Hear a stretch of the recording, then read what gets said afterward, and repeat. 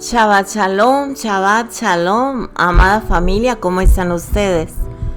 Bendecido Shabbat para todos ustedes, una alegría saludarles y estar aquí como en cada Shabbat compartiendo este gran privilegio que el Eterno nos da a todos sus hijos de compartir su porción semanal.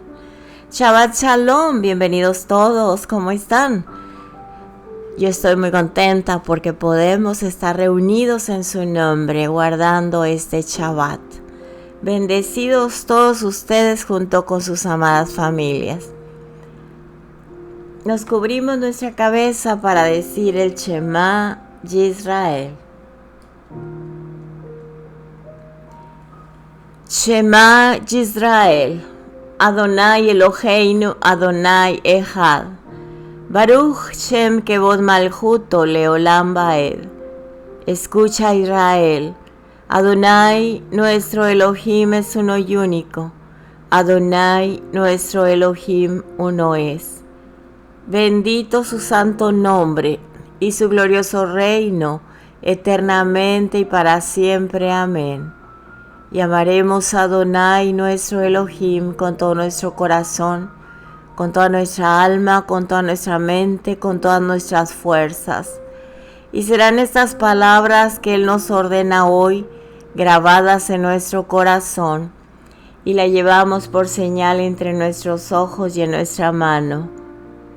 Y hablamos a nuestros hijos de ellas, estando en casa, en el camino, al levantarnos y al acostarnos, y las escribimos en nuestras puertas y postes.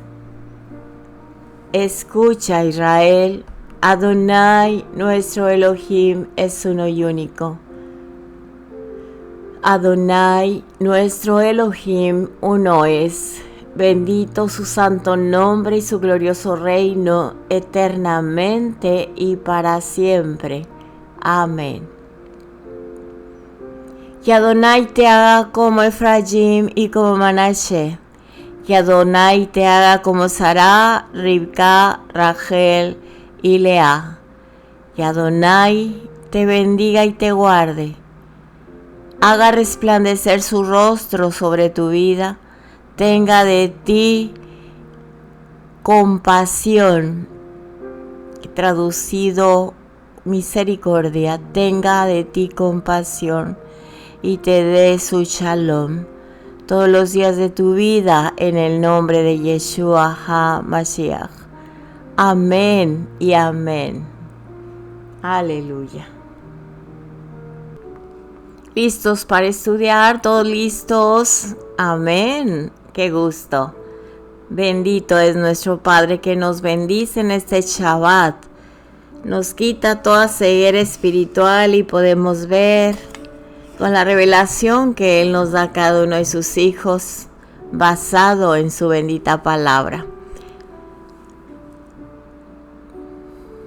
Bendito es usted, Adonai, soberano Rey del universo, que nos ha bendecido con sus preceptos y nos ha dado su Torah. Bendito es usted, Adonai, soberano Rey del universo, que nos instruye con su Torah. Beshem Yeshua HaMashiach, Melech de Israel, en el nombre de Yeshua nuestro Mesías, Rey de Israel. Amén, amén. Sabemos que Mashiach, Mesías, significa ungido, pero siempre debe llevar el nombre de nuestro Mesías, el ungido, el nombre correcto, Yeshua, salvación. Amén. Bueno, pues estamos en la parashá número 36, que en hebreo es la parashat Behaloteja. Behaloteja. Algunos lo escriben como Behalotja. Bueno, nosotros tenemos la traducción de la Torah Emet, que es Behaloteja. Aquí tengo dos traducciones al español, que es donde se quedó el rollo, la lectura de la Torá. Una de las traducciones es cuando hagas subir, cuando hagas subir. Y otra es basado en el texto 2, que es cuando enciendas las luminarias, la menorá, el candelabro. Amén, amén. Bendito es nuestro Padre que nos revela a nuestro Mesías Yeshua a través de toda la Torá y de todo el Tanaj, que le llaman mal llamado Antiguo Testamento, porque no es Antiguo Testamento, está vigente hasta el día de hoy y nos habla de Yeshua, así es que estemos muy alertas para cuando alguien diga lo contrario, no estar ignorantes de su verdad. Amén. Bueno, pues entonces vamos a esta paracha número 36 del capítulo 8, verso 1 al capítulo 12, verso 16. Vamos al verso 2, 8, 2. Muy bien, dice así. Gracias al Padre por la vida de Laurita Guerra, que ya hizo la lectura. Así es que nosotros vamos a continuar. Vamos al verso 2. Cuando enciendas las lámparas, las 7 lámparas alumbrarán al frente del candelabro de la menorá. Aquí vemos en este texto, ¿verdad?, que le dice el Eterno a Moisés que le diga a Aarón. Ahora, ¿por qué aparece el contexto de la menorá justo después de la paracha anterior, donde fue el relato de las ofrendas de los líderes de las 12 tribus? ¿Qué tiene que ver ahora el encendido de las lámparas? Que tiene que ver con las ofrendas que acababan de hacer las 12 tribus de Israel. Lo que pasa aquí es que la tribu de Leví no había participado en las ofrendas de los líderes de cada tribu. Por eso la Torá sigue hablando del ministerio de Aarón, para así incluirlo entre los demás. Bejaloteja significa literalmente cuando hagas subir. Eso se refiere a que van a subir las llamas de fuego de la menorá o del candelabro, que hay que hacer subir, es decir, hacer que ardan. Eso también se ha interpretado con el texto de modo que Aarón debía subir a una plataforma con escalones para poder encender las lámparas. También existe esa interpretación. Muy bien, veamos el texto 7, 8-7. Así harás con ellos para su purificación. Rociarás sobre ellos agua purificadora y que ellos hagan pasar una navaja sobre toda su carne. Laven sus ropas y quedarán purificados. Aquí dice que hagan pasar una navaja sobre toda su carne.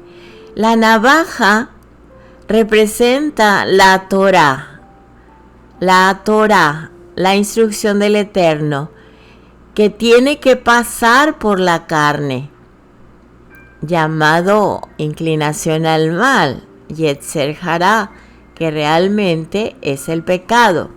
Entonces la Torá tiene que cortar ese pecado para de esta manera prepararnos para poder servir al Eterno de manera eficaz.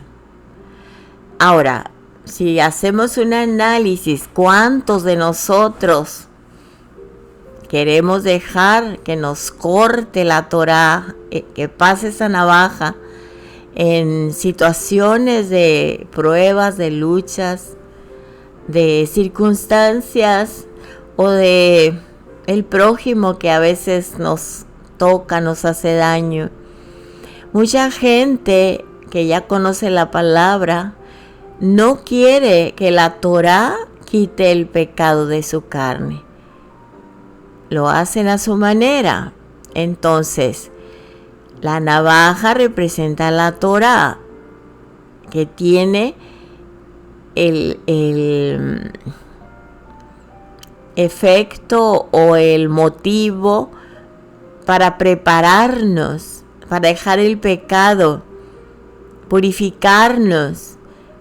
O sea, cortar el pecado en el abacro de su palabra. Leer su palabra, vemos el pecado que hay en nosotros y tenemos que irlo dejando atrás. Y también dice, laven sus ropas y quedarán purificados. El Eterno quiere a su pueblo purificado.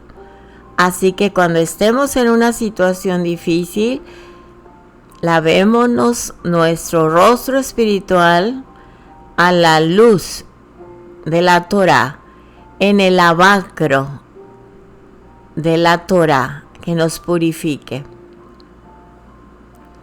En Hebreos 4:12 está escrito, porque la palabra de Dios es viva y eficaz y más cortante que cualquier espada de 2 filos. Aquí estamos viendo que la palabra, antes decíamos muy bien, aplicamos esta palabra en esta situación o en esta otra, pero aquí el Eterno nos está hablando que nosotros cortemos con el pecado, pasemos la Torá, pasemos la navaja. Así es, la palabra del Eterno, que es más cortante que cualquier espada de 2 filos. De esta manera podemos comprender mejor este texto. En 2 de Timoteo 3:16 y 17 dice: toda escritura inspirada por el Eterno es útil para enseñar, para reprender, para corregir, para instruir en justicia, a fin de que el hombre de Yud-Hei Vav-Hei sea perfecto, equipado para toda buena obra. Así que la Escritura hace todo este proceso en nuestras vidas para podernos equipar. No podemos servir al Eterno sin dejar que la Escritura nos enseñe, nos reprenda, nos corrija, nos instruya en justicia, de tal manera para que seamos perfectos. Necesitamos ser equipados por la Escritura inspirada por el Eterno para ejercitar o ejercer toda buena obra. En el capítulo 8, versos 9 y 10 dice: y harás que se acerquen los levitas delante de la tienda de reunión. Reunirás también a toda la congregación de los hijos de Israel, y presentarás a los levitas delante de Hachem, y los hijos de Israel pondrán sus manos sobre los levitas. En este momento, todo el pueblo de Israel, toda la congregación de Israel, las 12 tribus, estaban presentes en este momento de consagrar a los levitas apartados para el Eterno con la imposición de manos. Eran 600,000 varones de las 12 tribus. Era imposible que todos impusieran las manos sobre los levitas, ¿verdad? Y si así fuera, serían demasiados varones por cada levita. Pero la Torá presenta este acto como si todos lo hicieran. Posiblemente fueron los ancianos o posiblemente fueron los primogénitos los que físicamente pusieron las manos sobre los levitas en representación del resto del pueblo. Aquí hay una ceremonia de imposición de manos. Esto puede indicar tres cosas: la unidad, la representación y el sacrificio. En cuanto a la unidad, por la imposición de manos, hay una manifestación de unidad entre el que impone las manos y el que recibe la imposición de las manos. En este caso, hubo una unidad entre el pueblo y los levitas. El segundo punto de esta ceremonia también nos puede indicar la representación. Al imponer las manos sobre alguien, es con el motivo de delegar la autoridad para una representación. Este texto dice que todos los hijos de Israel tenían que imponer las manos sobre los levitas. Por lo tanto, los levitas de la tribu de Leví, los leviim, los levitas, representarían a todos los hijos de Israel, no solo los primogénitos. Sin embargo, como los primogénitos ya representaban a todo el pueblo, esta representación fue traspasada a los levitas cuando sustituyeron a los primogénitos, como dice el Salmo 136:10, al que hirió a Egipto en sus primogénitos. Esto nos enseña que simbólicamente todos los hombres de Egipto fueron heridos en los primogénitos. En lugar de golpear a todos los egipcios, porque todos estaban participando en la esclavitud y tener esclavo a los hebreos, al pueblo del Eterno, el Eterno Hashem golpeó a todos los primogénitos, como dice el Salmo, al que hirió a Egipto en sus primogénitos. Esto nos enseña que los primogénitos representan a todo el pueblo. Por lo tanto, ahora los levitas, que a su vez sustituyen a los primogénitos, representan a todo el pueblo de Israel.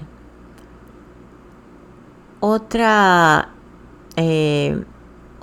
indicación en cuanto a la ceremonia de imposición de manos es el sacrificio.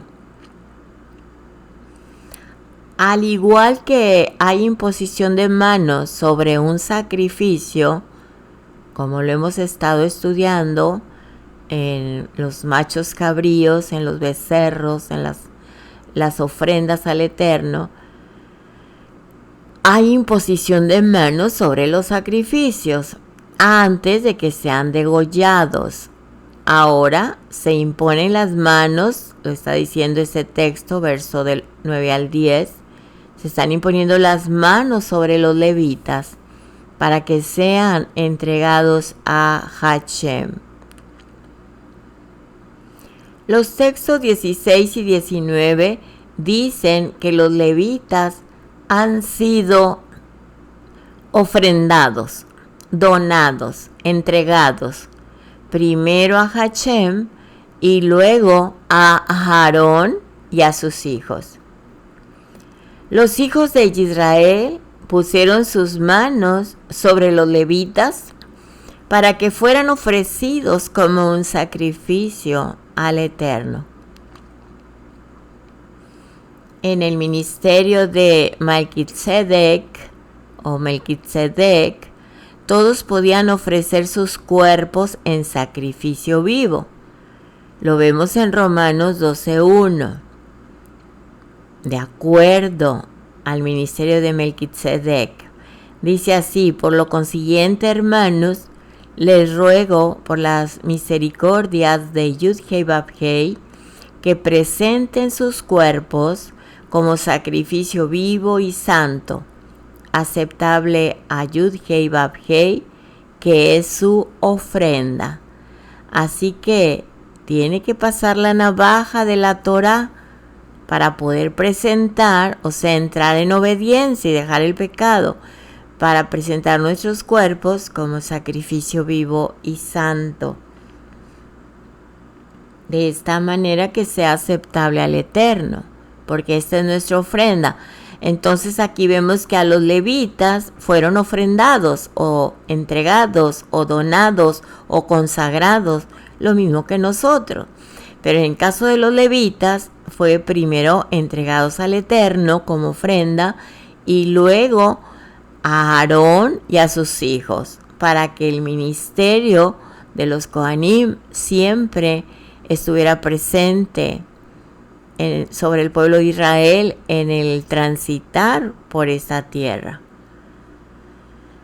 Los hijos de Israel pusieron sus manos sobre los levitas para que fueran ofrecidos como un sacrificio al Eterno.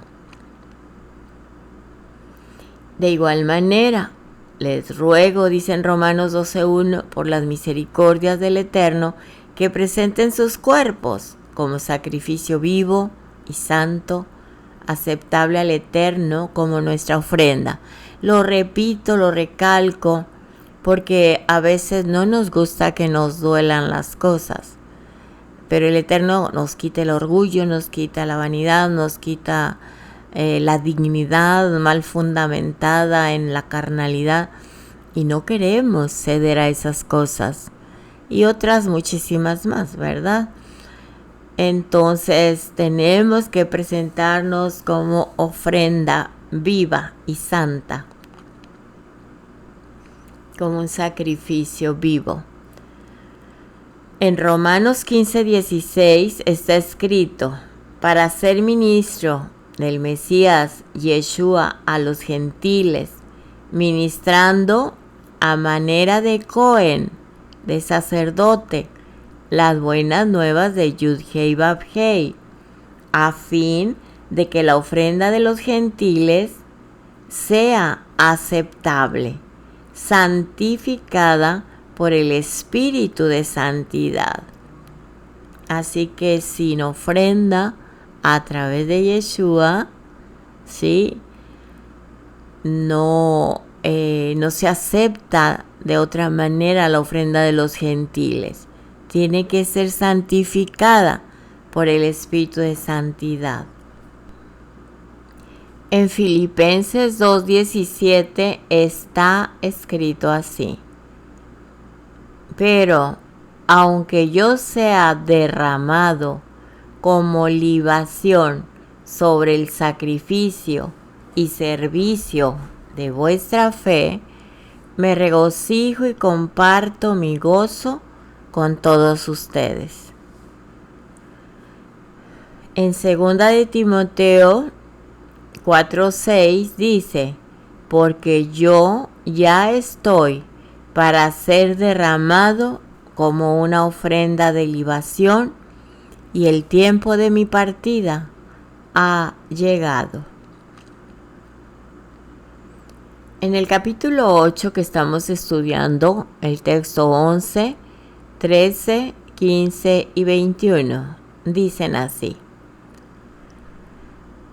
entonces Aarón mecerá a los levitas delante de Hashem como ofrenda mecida de los hijos de Israel, para que ellos puedan cumplir el ministerio de Hashem.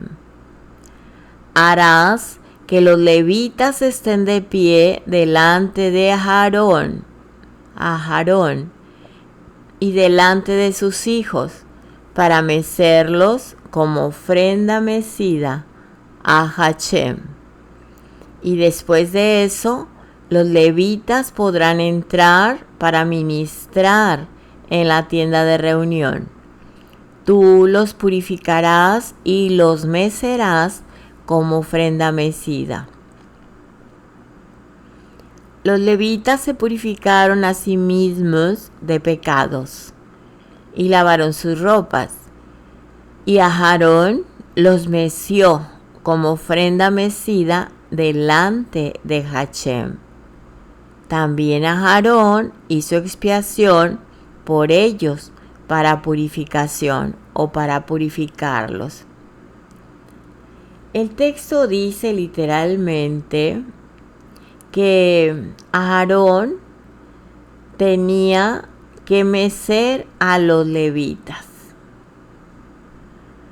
Una parte de los sacrificios de los animales que fueron ofrecidos para la instalación de los sacerdotes tenía que ser mecida delante de Hashem. Éxodo 29-24. Así que de la misma manera, ahora los levitas tienen que ser mecidos delante de Hashem. De esta manera, ellos mismos constituyen una ofrenda al Eterno. Algo muy importante, este texto también nos enseña a nosotros que para poder ser un líder o un servidor del Eterno, tenemos que pasar por la experiencia de ser mecidos como una ofrenda. Y en esa experiencia, todo lo que hay en su vida se pone a temblar. Todo lo que hay en su vida, no que tiemble el cuerpo, no, sino que todo lo que hay en su vida tiene que pasar la navaja de la Torá para purificarnos. ¿Sí? Todo, hay que renunciar, hay que cambiar, hay que negarse, todo.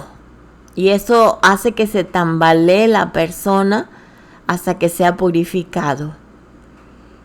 El que no haya pasado por este mecimiento no es apto, no está capacitado para ministrar delante de Hashem, ser un servidor, ser un líder o como se le llame, ¿verdad? Yo le llamo un kadosh, un apartado. Es necesario tener que pasar por este proceso de que todo se ponga a temblar para poder aprender a confiar solamente en las palabras firmes de la roca de Israel. Así que ese temblor va a ser recapacitar al apartado, al kadosh, para negarse a sí mismo y confiar solamente en el Eterno. Y confiar en el Eterno, tú sabes, tú que me escuchas, sabes de lo que estoy hablando.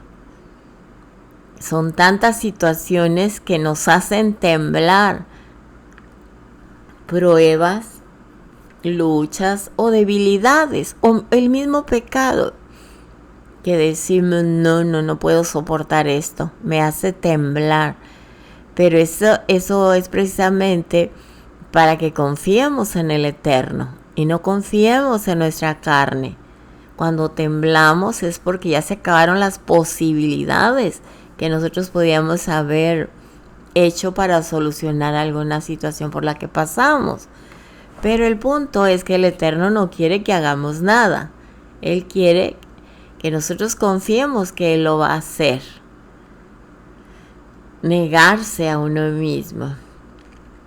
Así que un líder o un servidor tiene que ser liberado de toda confianza en las cosas visibles. Hay que vivir por fe, porque cuando vivimos por fe, todo lo visible va a temblar, va a molestarse, no va a querer dejar a esa persona, como está escrito en Hebreos 12, 26 y 27. que dice así: su voz hizo temblar. Entonces hizo temblar la tierra. Su voz hizo temblar la tierra. Pero ahora Él ha prometido diciendo: aún una vez más, yo haré temblar no solo la tierra, sino también el cielo. Esta expresión, aún una vez más, indica que se va a remover, una remoción de las cosas movibles como las cosas creadas, a fin de que permanezcan las cosas que son inconmovibles. Ahora entendemos que el propósito del Eterno es hacer temblar todas las cosas en la vida de un candidato llamado para servir. Es que permanezcan las cosas inconmovibles en su vida para que tenga un fundamento sólido. ¿Sí? Cuando permanecen las cosas inconmovibles en tu vida es cuando tienes peso, cuando la balanza que un día vamos a ser pesados, no vamos a ser hallados faltos de peso. ¿Por qué? Porque tenemos que tener a través de esto un fundamento sólido. En 1 Corintios 3, 12 al 15 está escrito: ahora bien, si sobre el fundamento alguno edifica con oro, plata, piedras preciosas, madera, heno, paja, la obra de cada uno se hará evidente, porque el día la dará a conocer, pues con el fuego será revelada. El fuego mismo probará la calidad de la obra de cada uno. Si permanece la obra ya pasada por el fuego, la obra de alguno que ha edificado sobre el fundamento, que es Yeshua, recibirá recompensa. Mas sin embargo, si la obra de alguno es consumida, sufrirá pérdida. Sin embargo, él será salvo, aunque así como por fuego. Lo voy a leer con la traducción Kadosh, porque esta Biblia ya está más diluida que es la Biblia de Latinoamérica. 1 Corintios 3, 12 al 15. Algunos usarán, voy a leer el 11, porque nadie puede poner otro fundamento que el que ya está puesto, el cual es Yeshua HaMashiach. Algunos usarán oro, plata, piedras preciosas para edificar sobre este cimiento, mientras otros usarán madera, hierba, paja. La obra de cada uno se demostrará por lo que es. Aquel día lo declarará o la declarará a la obra, porque será revelada por el fuego. El mismo fuego probará la calidad de la obra de cada uno. Si la obra que se ha edificado sobre el cimiento, sobre el fundamento, que es Yeshua, si la obra que se ha edificado sobre el cimiento o fundamento sobrevive, recibirá una recompensa. Si se quema, tendrá que sufrir la pérdida. Si bien escapará con su vida, pero será como escapar a través del fuego. Muy fuerte esta palabra. Bueno, leamos aquí mismo en 1 Corintios capítulo 13, verso 13. Pero por ahora 3 cosas permanecen: confianza, esperanza y amor. Y la más grande es el amor. Esto es parte de lo que debe permanecer cuando seamos probados por fuego. Leamos ahora Mateo, capítulo 7, del 24 al 29. Dice así: Así que todos los que oyen estas palabras mías y actúan por ellas, serán como un hombre prudente que edificó su casa sobre cimiento de roca. La lluvia cayó, los ríos crecieron y los vientos soplaron con ímpetu contra aquella casa, pero no se derrumbó, porque su cimiento estaba en la roca. Pero cualquiera que oye estas palabras mías y no las pone por obra, será como un hombre estúpido, dice esta traducción, que edificó su casa sobre la arena.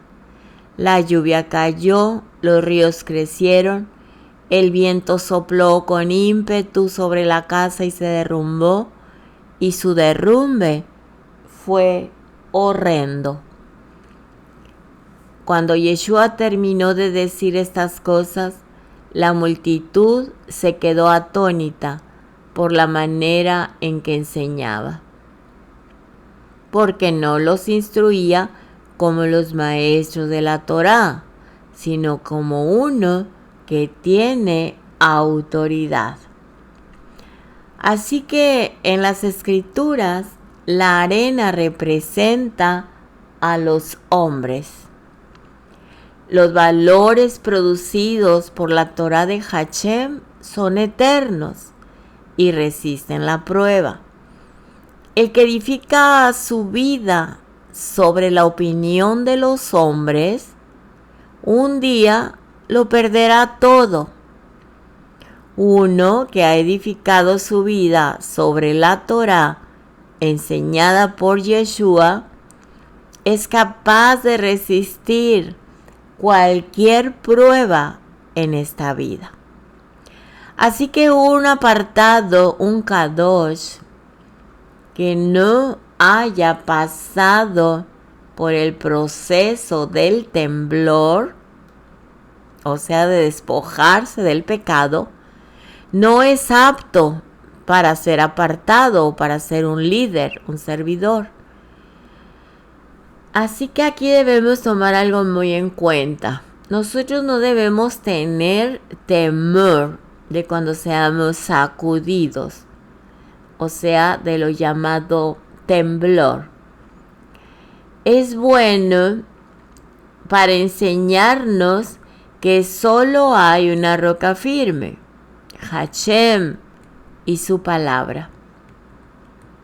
Cuando estamos pasando por temblores fuertes, muchas veces cosas innecesarias caen de nuestras vidas, como los caprichos, como los deseos que no producen nada duradero, como los motivos carnales que son tan efímeros, etc.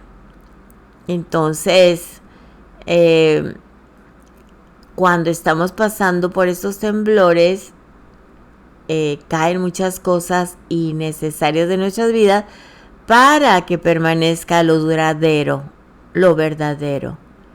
Ese temblor del despojo sirve para ayudarnos a ubicar las cosas en su lugar, para que aprendamos qué es lo importante y qué no es tan importante desde la perspectiva del Eterno, de la Escritura que ya nos está advirtiendo todo. En la presencia del Eterno hay fuego, hay relámpagos, hay chispas, hay colores, hay cantos, hay voces, hay ruidos, hay una fuerza tremenda.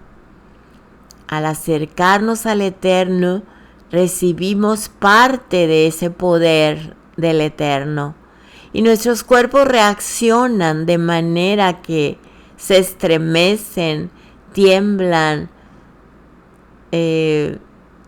siente uno ese calor tan fuerte o tal vez se caen. Pueden suceder muchas cosas. Esta fuerza del Eterno tremenda fue desatada sobre los levitas en el día de su consagración y de esta manera fueron mecidos delante de Hashem. Delante de Hashem tiembla toda la tierra y sus habitantes, como está escrito en el Salmo 33:8.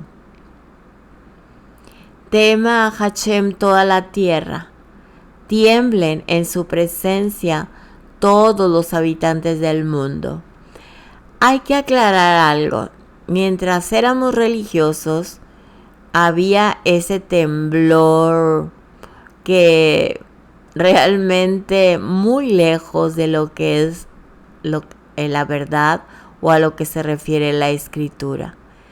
Los cuerpos temblaban, vibraban, se caían, saltaban, hacían tantas cosas, pero sus frutos no eran dignos de arrepentimiento. Nada más mientras duraba la música o la ministración sucedían todas estas cosas. Pero ya el siguiente día era como algo que había pasado. Se volvía la rutina diaria, a sentirse no salvo, a sentirse débil en la fe o que ni la misma persona se creía estar lleno del Ruach HaKodesh. Por eso es tan diferente ese temblor. Aquí se refiere a soltar y a dejar el pecado. Y que cuando somos probados cooperemos, colaboremos con lo que está haciendo el Padre en nosotros, despojándonos de todo aquello que nos estorba espiritualmente.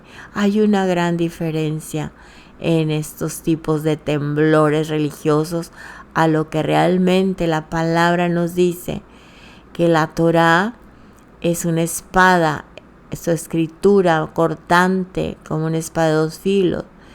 Y así como los levitas tenían que pasar la navaja y cortar todo el vello de su cuerpo, lavar sus ropas y purificarse, lo mismo dice el Eterno para nosotros. Entonces hay que despojarnos de toda esa vieja manera de vivir que está viciada con los deleites de la vida y con los pecados, con los deseos de la carne. Entonces ya podemos comprender mejor qué temblor es estar delante del Eterno, guardarnos para Él, despojarnos de todo esto, para poder estar firmes, ¿sí? Cuando sean quemadas las obras, tienen que pasar por fuego. Y si la construimos aún sobre el fundamento que es Yeshua, pero aplicamos oro, plata, paja, heno, esas son las obras de las personas, son obras. La palabra dice que no es por obras. Entonces hay infinidad de religiones y de caminos donde todos buscan la manera de ser salvos, aún conociendo las Escrituras, pero no se les ha revelado la verdad porque no quieren dejar esa manera de vivir. me expliqué y ustedes me comprenden lo que quiero decir. En el Salmo 99:1 dice: Hashem reina, estremezcanse los pueblos, sentado está sobre los querubines, tiemble la tierra. 4 veces el texto habla del mecimiento de los levitas delante del Eterno. En el verso 11, 13, 15 y 21. Esto nos enseña que los servidores, los hijos del Eterno, los kadosh, los apartados, tendremos que pasar por muchos momentos de temblor en nuestras vidas, así como los levitas, para ser perfeccionados, para servirle solamente a Él. En el verso 12, los levitas, dice, pondrán sus manos sobre la cabeza de los novillos, y entonces ofrecerán uno como ofrenda por el pecado y otro como ofrenda de ascensión a Hashem, para hacer expiación por los levitas. En este texto 12 del capítulo 8 encontramos la base para un servicio correcto delante del Eterno. Encontramos la ofrenda por el pecado. Aquí vemos que un sustituto, en este caso los novillos, un sustituto pagó por mis pecados. Ahora nosotros no tenemos novillos, no pagó la sangre de un animal nuestro pecado. La ofrenda por el pecado, el que pagó por nosotros fue Yeshua, para que nosotros podamos servirle libre de pecado delante de el Todopoderoso, Yud-Hei Vav-Hei. Y esta ofrenda anuncia proféticamente, repito, el sacrificio de Yeshua. Así como los levitas ponían las manos sobre los novillos, bueno, esta ofrenda anuncia proféticamente el sacrificio de Yeshua, HaMashiach, que es la única base para que el hombre pueda acercarse a Hashem, como dice Juan 14:6. También vemos aquí la ofrenda de ascensión, ¿sí? Aquí dice uno como ofrenda por el pecado y otro como ofrenda de ascensión a Hashem. La ofrenda de ascensión, todo el animal es consumido. Quiere decir que nuestra vida, si queremos ser de los apartados, de los kadosh o kadoshim, nuestra vida ya no significa nada para nosotros. Lo voy a hablar en primera persona. Mi vida ya no significa nada para mí. Me he entregado totalmente para servir en los propósitos del Eterno, de su reino, por supuesto. Y leamos en el capítulo 8, verso 14 y 16, dice: así separarás a los levitas de entre los hijos de Israel, y los levitas serán míos, porque son enteramente dedicados para mí de entre los hijos de Israel. Los he tomado para mí en lugar de todo primer fruto de la matriz, los primogénitos de todos los hijos de Israel. Esto nos enseña que una persona dedicada a Hashem ya no se pertenece a sí misma, ya no tiene derecho de dominar sobre su vida, porque ya fue presentada delante del Eterno como un sacrificio, para ya no servir sus propios deseos, no servir ni a los hombres, sino solo al Eterno, como está escrito en 1 Corintios 6:20. Porque habéis sido comprados por precio. Glorifiquen pues a Yud-Hei Vav-Hei en su cuerpo y en su espíritu, los cuales son de Yud-Hei Vav-Hei. Amén. 8:15 al 26. Vamos a leer el 15. Y después de eso, los levitas podrán entrar para ministrar en la tienda de reunión. Tú los purificarás y los presentarás como ofrenda mecida. Ya vimos que los levitas tenían que purificarse, tenían que pasar por la mikveh, o sea, el baño ritual, para iniciar su ministerio. Hemos visto anteriormente que el simbolismo de mikveh, o de pasar por la mikveh, baño de purificación, es que uno muere de su vieja naturaleza, de su vieja vida, para resucitar de nuevo purificado. Y a partir de ese momento, los levitas ya no podían vivir como antes. Han muerto y su vida está dedicada al servicio de Hashem.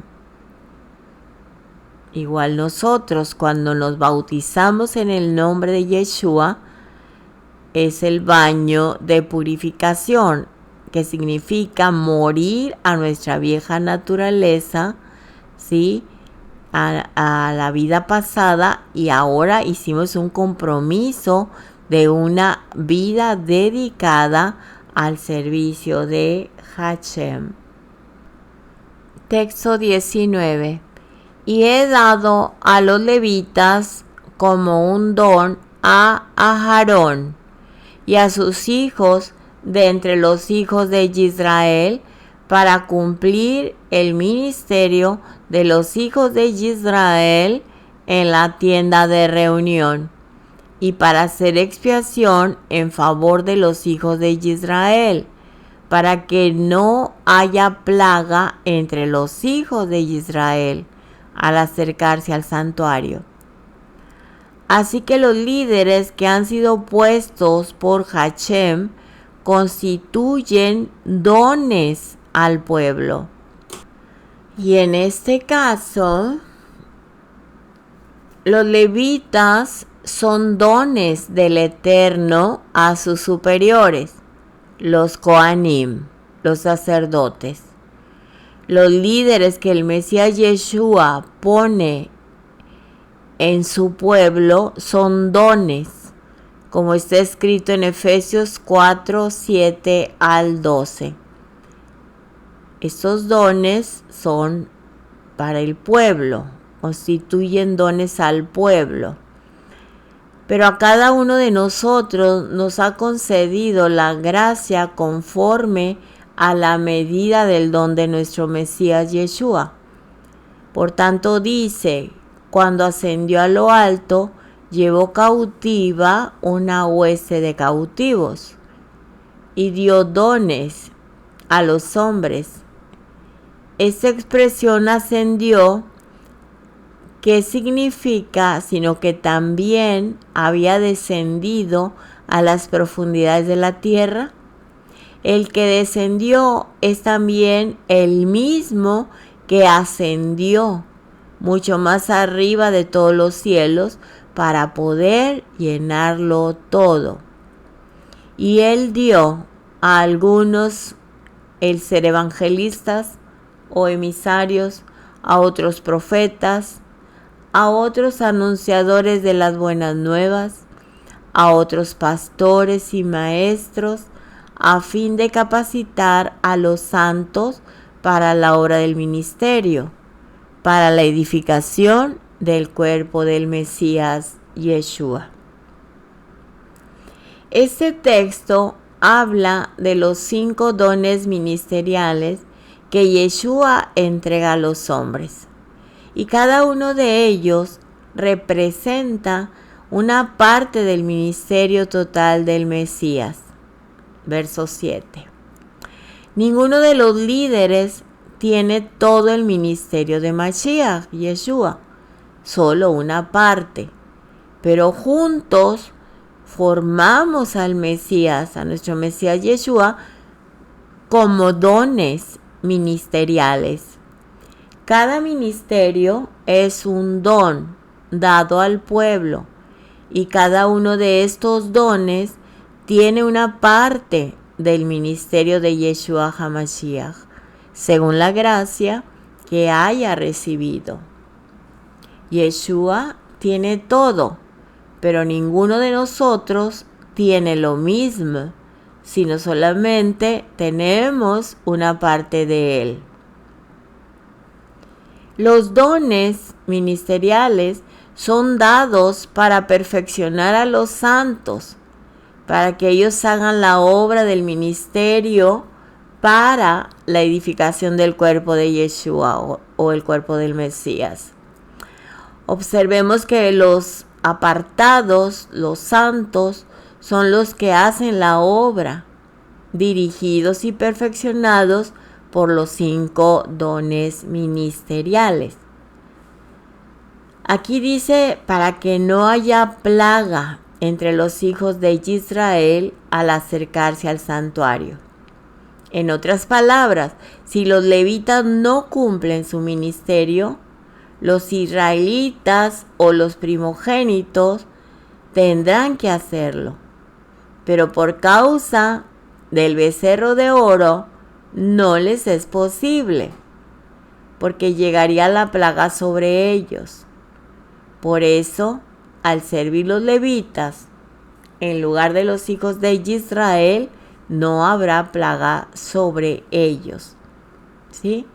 O sea que los primogénitos se les quitó el derecho por haber servido al becerro de oro. Ahora los levitas están consagrados, y si se mantienen consagrados en santidad, no va a haber plaga sobre ellos ni sobre el pueblo. En este texto se menciona la frase los hijos de Israel 5 veces. De esta manera, el Eterno muestra su amor para su pueblo. 5 veces, como los 5 ministerios también. Bueno, 8:24. Esto es lo que se refiere a los levitas. Desde los 25 años en adelante entrarán a cumplir el servicio en el ministerio de la tienda de reunión. Y en Números 4:3 se habla de los 30 años, ¿sí? Y sobre esto, pues algunos lo interpretan de una manera, pero sabemos que el ministerio de Yeshua empezó a los 30 años, de acuerdo a Números 4:3. Amén, amén. Bueno, pues en otros programas anteriores hemos visto sobre los otros temas que nos comentaba nuestra hermana Laurita, 2 temas de esta paracha, y ustedes pueden dar también un repaso sobre eso. La misma escritura, leyendo esta porción de la paracha 36, nos habla muy claro sobre los temas. El Eterno nos revela de una manera muy clara estos temas. Bueno, pues hasta aquí vamos a llegar por hoy. Oremos. Bendito es usted, Adonai, soberano Rey del universo, que nos ha bendecido con sus mandamientos y nos ha dado su Torah, una Torah de vida y de amor. Bendito es usted, Adonai, soberano Rey del universo, que nos instruye con su Torah, Beshem Yeshua HaMashiach, Rey de Israel. Amén, mis amados, con esto terminamos. Primero el Eterno, estaremos en la próxima porción.